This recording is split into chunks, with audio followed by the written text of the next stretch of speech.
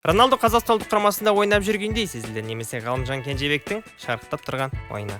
Жаңа бапкер, жаңа ойын және сұмдық жеңіс. Дәл бүгін Ғалымжан тамаша ойын көрсетті. Басындағы ойлағанның барлығы іске асты. Уэльске қарсы ойында да жасауын жасады, алайда ол кезде сәттілік жолдас болмады. Ал бүгін шедевр 2 гол және дәл сонда шедевр 1 ассист берді. Дастан Сәтбаев, Темірлан Анарбеков, Ғалымжан Кенжебеков және тағы да басқа мықты жастарымыз өсіп келе жатыр. Шүкір, матчқа шоу жасайық. Сіздермен бірге жерияқтарыңыз және де оның жүргізушісі мен Беклан. Маған қолдау ретінде видеома лайк басып, арнама тіркеле кетіңіз.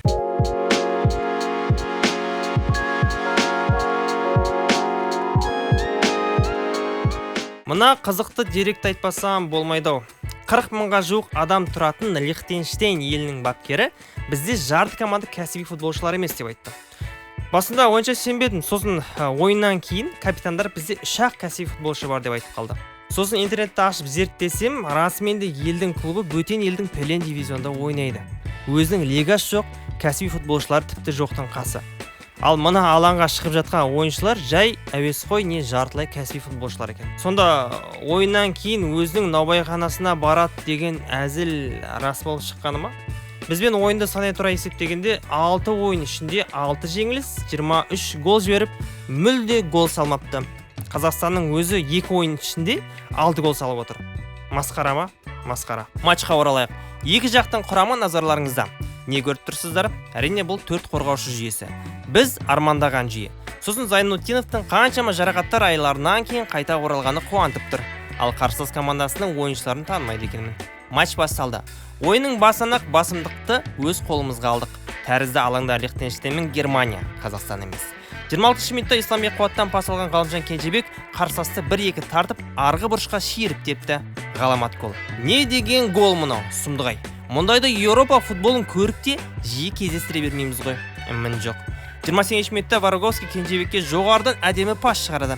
Алға ұмтылған шабуылшы өзі теппей Бахтияр Зайнутдиновке беріп кетеді. Нәтижесінде 2-0. Осы кезде өзімшіл футболшы деген атақтан жомарт футболшы атына ауыстау. Себебі Уэльспен болған ойында көп кезде пас бермей жанкүйерлерден бөлек бапкердің де мазасын алған еді. Ал енді Кенжебек өзгеріп жүр. Зайнутдинов бомбардирлік кестеде өзін тағы да алға жылжытты. 42 минутта қарсыластардан мұндайды күтпедік. Айбалаңнан шалған пас қарсыластың аяғынан табылып, ашық қақпаға тепкенін Әлібек Қасым шығарып тастады. Себебі 80 шетке шығып кеткен. 59 минутта Вороговский тағы да Кенжебекке шығарады. Ол қарсылас жаққа жақындап, өзіне ыңғайландырып тағы да шедевр жасады. Бірінің артынан бірін әдемі етіп салып жатыр. Мынандай голдарды көрсең көзің тоймайды ғой. Максимнен де Исламнан да күтетініміз осы ғой. Бірақ олардың жолы болмай жатқанына өте көп уақыт болды. 81 минутта Максим Самородов бұрыштамадан пас шығарғаны қарсыласқа тиіп барса да нәтижелі болды. Әлібек Қасым дебютті гол салып қуанып жатыр. Жалпы бұл қорғаушының бойы ұзын, соққыста жойқан екен білеміз. Әйтеуір бір күні салар деп жүредік, салдау. Құттықтаймыз. Жалпы мына ойында өте көп шабуылдадық. Қарсыластың шабуылын сол 1-2 рет көрдік-ау. Басқа кезде ондай ауыз толтырып айтатындай ештеңе болмады. Енді біздің ойынға келейік. Жаңа бапкер және жаңа тактика. Талғат Байсуфинов бұрыннан бері келгені дұрыс. Ойыны әдемі деп айтып жүргенмен біраз жылдар болды. Ол кездері бұл кісінің қол астында мұндай ойыншылар болмаған. Вингер деген тіпті жоқ еді.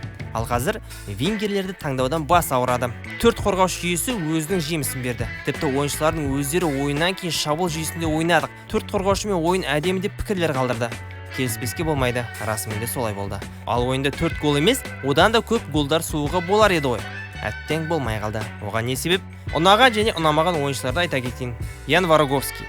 Бұл жігіттің ойыны өзгеріп кеткен. Жеке санағаны бойынша қақпаға қарай тепкені шабуылшылардан да көп көрінді. Кемі алды 7 соққы, бәрі нашар. Бірақ мына ойында пастары әдемі болды. Ол жағына мін жоқ. Келесі ойыншы Иван Свиридов. Елімайдың өзіне жарқырап жүрген жоқ. Қайта шақырылмағанына біраз болған Мұртазаев жеңіс голдарын салудан жалықпай жүр. Жалпы Иванда жаман ойнайды демеймін. Сапалы, жаман емес ойыншы. Бірақ онда жыртқыш инстинкті бар шабуылшы деуге тілім бармайды. Бүгін бұл жігітте үлкен 3 гол салатын сәт болды. Исламның берген пасы сәл артқа аяғына кетіп қалды демесек, қалған екеуі де есепті есендіруге болар еді. Әдем ойнағандардың ішінде Рамазан Оразовты айта аламын. Үлкен механизм ішінде жалғаушы бөлшегі. Тамақтанушы мен тамақ арасындағы қасық, екі жас арасындағы купидон қызметінде жүрді. Пасты кімге беру керек екенін білмей қалған кезде, осы Рамазан ойынды жүргізіп кетіп жатты. Былтырлары шабуылшы болып өзін таппай жүрген кезде бүйтіп ойнағанша шақырылмай қоймай ма деп қатты заланатынмын. Ал қазір ең үздік ойыншылардың бірі. Ғалымжан Кенжебек туралы дым айтпай қояйық. Оны қайта жарақаттардан аман қалсын деп қосалық құрамға жіберді. Әйтпесе тағы да голдар салар еді.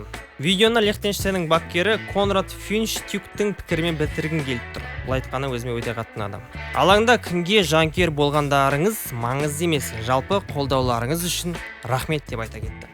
Себебі біз бұндай қолдауды көрмейміз деп күрсінгендей болдым. Сіздермен бірге жераяқтарнасым. Видеоны лайк басып, арнама тіркеле кетіңіз. Жеңісті күндерде жүздескенше.